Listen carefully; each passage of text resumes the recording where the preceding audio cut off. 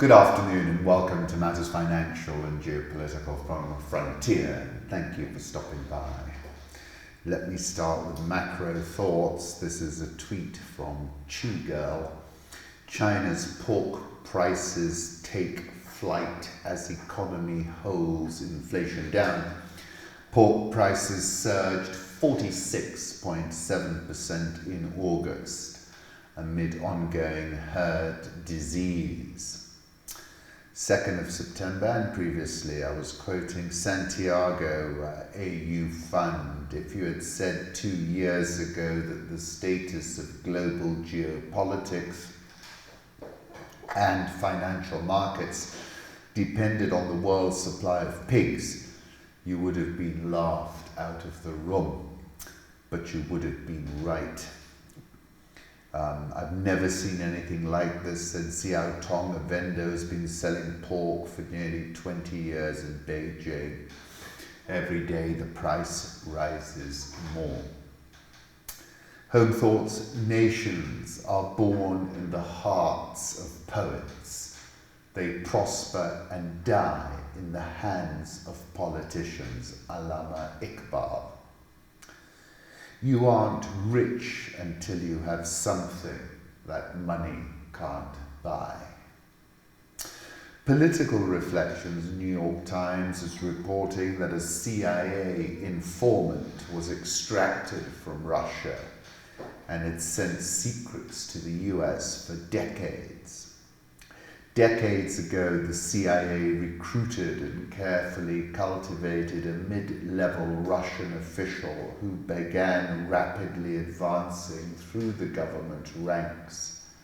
Eventually, American spies struck gold. The longtime source landed an influential position that came with access to the highest level of the Kremlin. When intelligence officials revealed the severity of Russia's election interference with unusual detail later that year, the news media picked up on details about the CIA's Kremlin sources.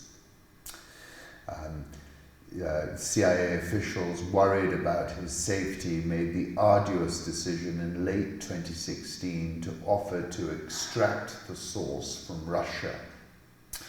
The move brought to an end the career of one of the CIA's most important sources. It also effectively blinded American intelligence officials to the view from inside Russia, as they sought clues about Kremlin interference in the 2018 midterm elections and next year's presidential contest. CNN first reported the 2017 extraction on Monday. Officials did not disclose the informant's identity or new location, both closely held secrets. The Moscow informant was instrumental to the CIA's most explosive conclusion about Russia's interference campaign that President Vladimir Putin ordered and orchestrated it himself.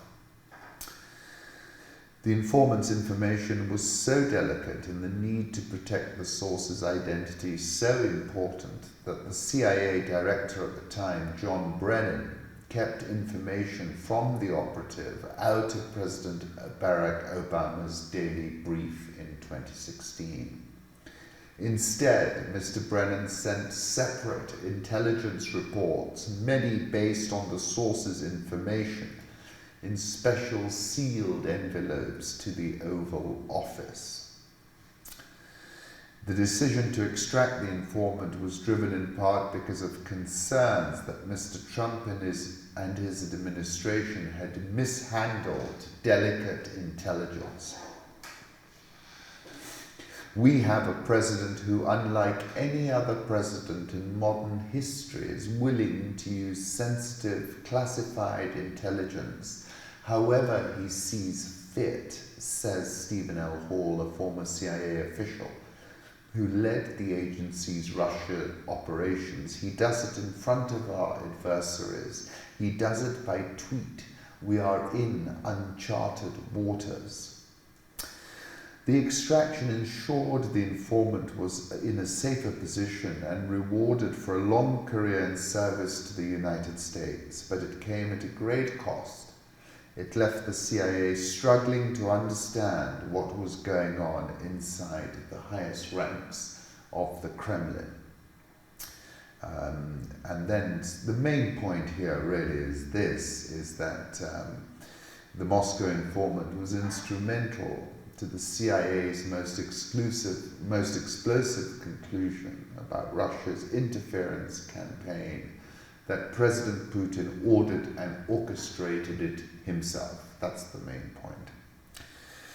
And I take you back to December 2016 when I wrote an article headlined, "We Have a Deviate Tomahawk."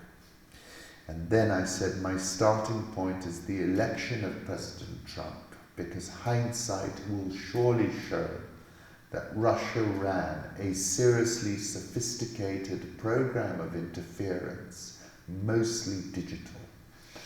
I was then referencing Don DeLillo's writing where he says, "We have a deviate tomahawk. The specialist is monitoring data on his mission console when a voice breaks in, a voice that carried with it a strange and unspecifiable poignancy.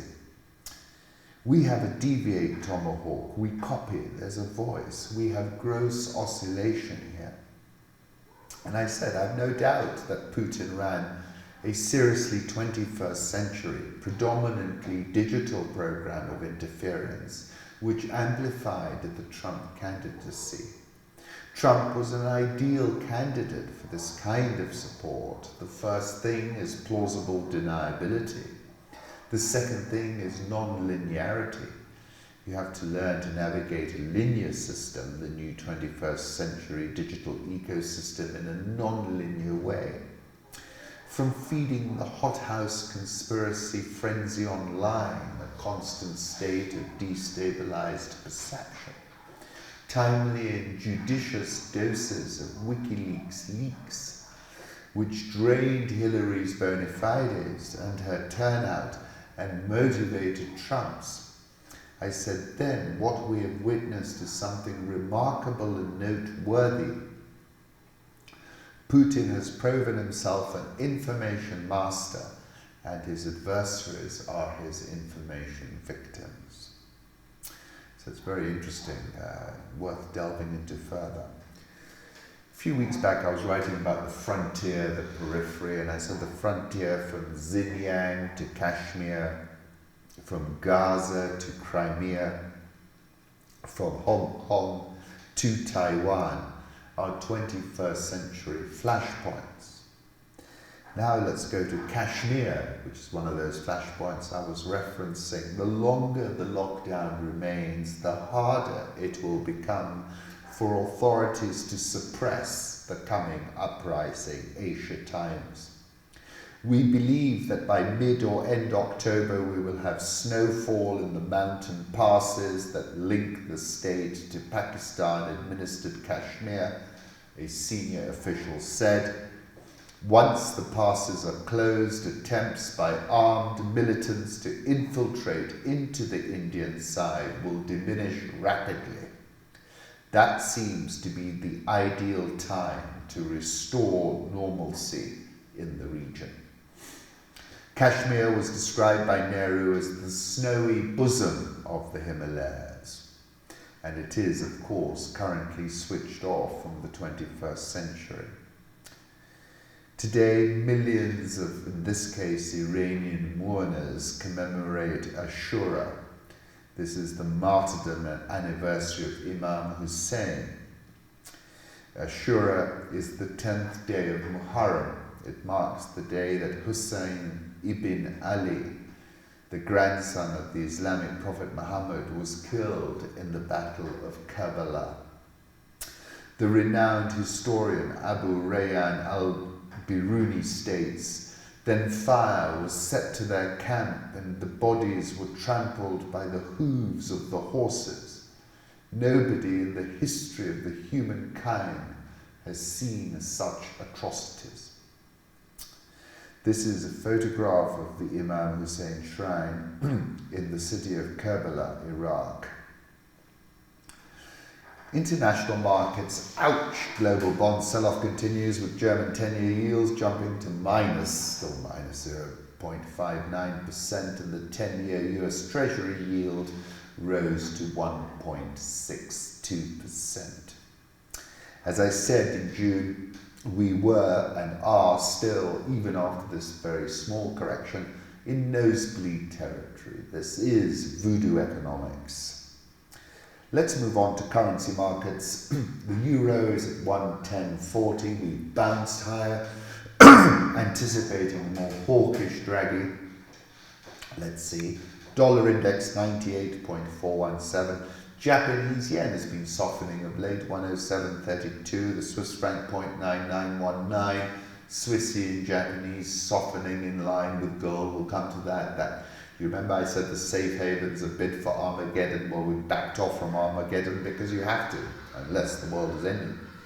The pound 123.29. The Australian dollar 0.6860. India rupee 71.9465, South Korean won 1192.845, Brazilian real 409.48, Egyptian pound 16.47, and the South African rand had a very good bounce off that 1550 level and is now at 14.7408. The pound is up 3.3% against the dollar since the low on August the 3rd. We're currently at 123.29. I'm not getting bullish about the pound. I think we're going to revisit levels below 120 again. Dollar index 98.417. Euro dollar 110.40. I think the market is set to sell off at the end of the week. Jack Ma just ended his 20-year reign over Alibaba. Here's a look back at how he built this multi-billion-dollar empire. This is in business. And I asked, he ended or it was ended? Because following some interviews I've been watching, Kyle Bass, a renegade Chinese billionaire, and amongst others, it seems that he might well have been disgorged and terminated. I met Mr. Ma when he visited Nairobi. His name is Ma Yun, aka Jack Ma, founder of Alibaba and Tai Chi master. He said many things which struck me. He said, never give up. Today is hard. Tomorrow will be worse, but the day after tomorrow will be sunshine. If you give up tomorrow, you will never see the sunshine. On competition, if eBay are the sharks in the ocean, we, Alibaba, are the crocodiles in the Yangtze River. Never fight in the ocean. Let's fight in the Yangtze River, he said. We had a session with Jack here in Nairobi. That link is up on Rich Wrap-Up's high-level round table. And here's a little video clip from business and a look back at his multi-billion-dollar empire. Commodity markets, gold 1493.90.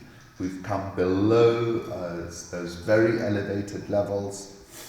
Not the best chart if you're a gold bull. Hedge funds have increased their net long positions to a record high. This is from J.S. Blokland.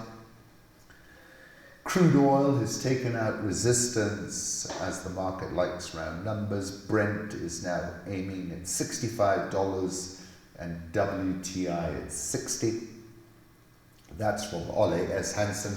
Must give credit to Chigo. She called this when everybody was getting very bearish. She called it right. Driven by general risk on with US-China trade hostilities on hold until Q4 and the belief the Saudis will do more to support the price, WTI crude oil last trading at $58.10. Let's move on to Africa. Life after power. Burkina Faso, Blaise Compaoré, homesick blues. Jeune Afrique via the Africa Report. Exiled in Côte d'Ivoire since 2014, the former head of state lives comfortably, but dreams of the day when he can finally return to his home in Burkina Faso. On 31st December 2018, Blaise Compaoré, otherwise known as Beautiful Blaise, was invited to visit his close friend Adama Tungara, one of the most popular places in the area to celebrate the new year. The champagne flows, there are plenty of petit four, they eat, laugh, and some even sketch a few dance steps. The former Burkinabe president loves dancing, especially rumba and rock and roll, apparently. But saying when he arrived in Côte d'Ivoire, it was clear that the president was depressed, he was not well, we were talking to him, but he was not there. Leaving power was tough. From time to time, he even had blackouts. Blaise Compaoré lacks nothing, of course, in this modern villa next to those of the Director of Customs and former President Henri Conan Bédi. The residence of France is not far either. Nice swimming pool, workout area, and a small lounge to welcome guests. Did he ever understand what happened? At first he was stunned, almost disorientated, yet many of us warned him that this constitutional amendment was too risky. It must be said the fall was staggering. By October 2014, the strategist seemed to have lost his flair. He did not hear the anger of the hundreds of thousands of Burkinabe from the opposition and civil society in the streets. 4 terms are not enough for him. The strongman of Ouaga wants 5 more years at the head of the state. In a few hours, things got out of hand. The National Assembly was devoured by flames, which quickly spread to all the other symbols of the faltering regime. After 27 years in power, this man who has made and defeated regimes and rebellions in West Africa had no choice but to flee in haste in a car with tinted windows. He followed GPS coordinates to the south of the country, where a French Special Forces helicopter was waiting to exfiltrate him to Côte d'Ivoire. Needs to be discreet, he's a friend of the president, been saying that since there's been some jihadist attacks on the Burkinabe capital in January 2016, accusations have been leveled against him. So I take you back because I wrote about that event. In November 2014, a group of young activists calling themselves the Citizens' Broom, led by a rapper named Smoky, led the protests that culminated in the storming of Parliament.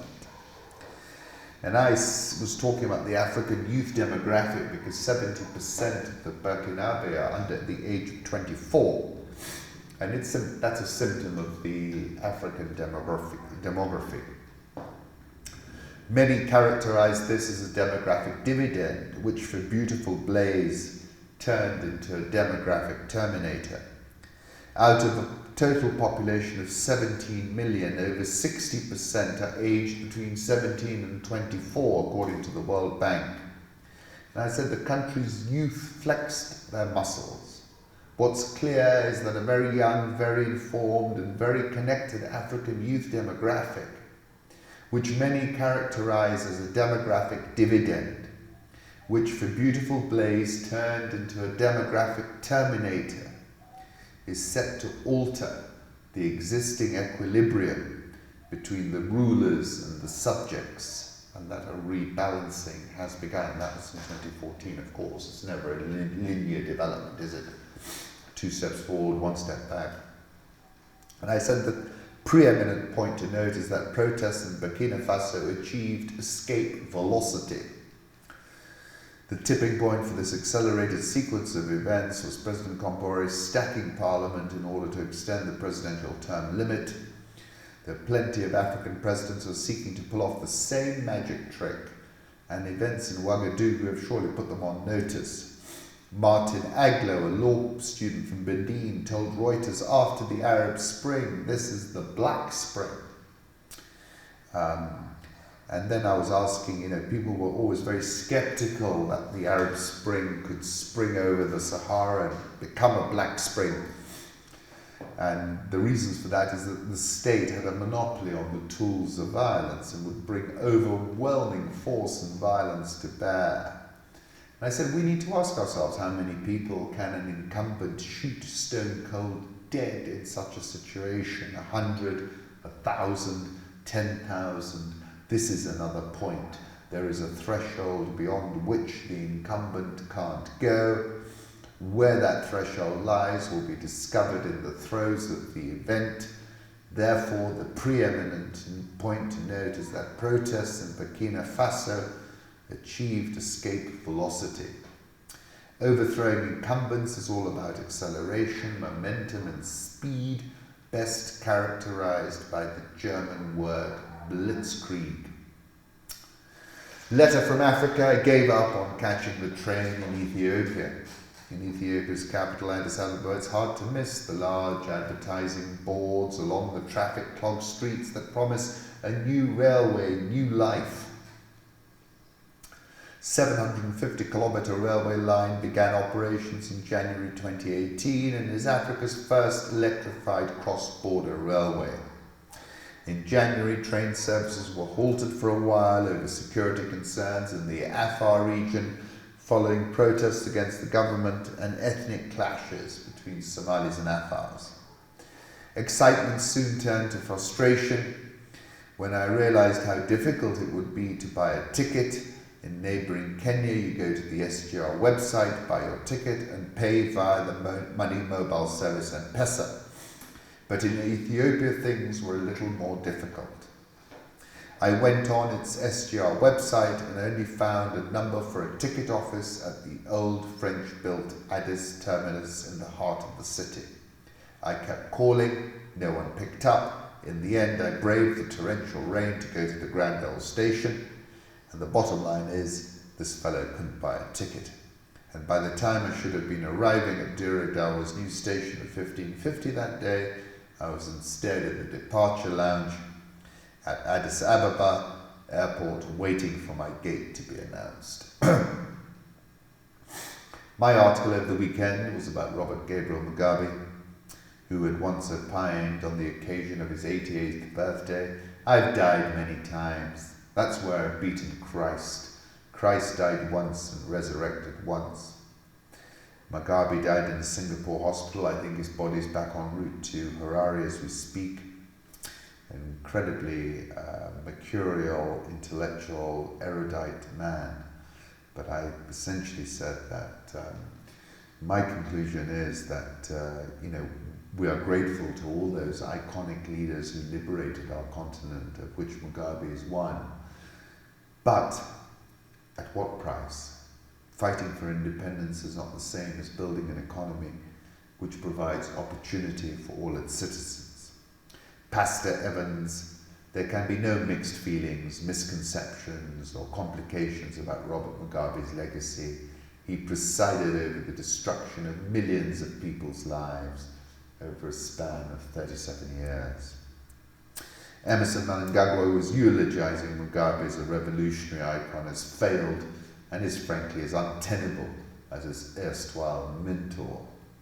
It's an enormously rich country, human capital, seriously talented. It's time to boom the economy, it's not rocket science.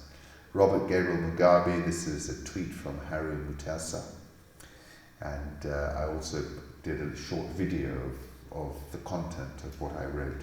Sudan General Mohammed Hamdan Dagalo is seen accompanying the rebel leader Riek Machar to Juba. Machar is heading to the State House where he's meeting with President Kiir. Citigroup and Credit Suisse Group are expecting more African deals as governments sell assets and Ethiopia opens up. Privatization is the theme we see as becoming increasingly important given the fiscal pressures faced by many African governments. Moody's further trimmed its economic growth forecast for South Africa to 0.7% in 2019 from a June forecast of 1%. Dollar versus Rand last at 14.7186. Rand's had a very good rebound. Egypt to approach banks soon for bond sale of up to $7 billion. Egyptian pound last at 16.4675. And then moving to Kenya, Equity Bank announced a deal to buy Congo's second largest bank. This is Banque Commerciale du Congo. The company said in an email statement on Monday, proposed transaction, opportunity for Equity Group to deliver the vision of building sub-Saharan Africa's premier financial institution. Equity now has operations in 8 African countries. It did not disclose how much it will pay for the stake in BCDC. BCDC has total assets of 706 million at the end of 2017. Congolese government owns a 25% stake. Equity trades on a trading PE of 7.476 and has a market cap of $1.45 billion. I think that's a buy, actually. Specifically for the sub-Saharan African business, entered into a non-binding term sheet with shareholders for purchase for cash for a controlling stake in the bank. Kenya Airways says it will cut flights in the next few weeks because cancellations resulting from a shortage of pilots cost the airline estimated $50 million annually. Airline has 435 pilots, while its flights currently require 497. And with that, I shall take my leave and thank you for stopping by.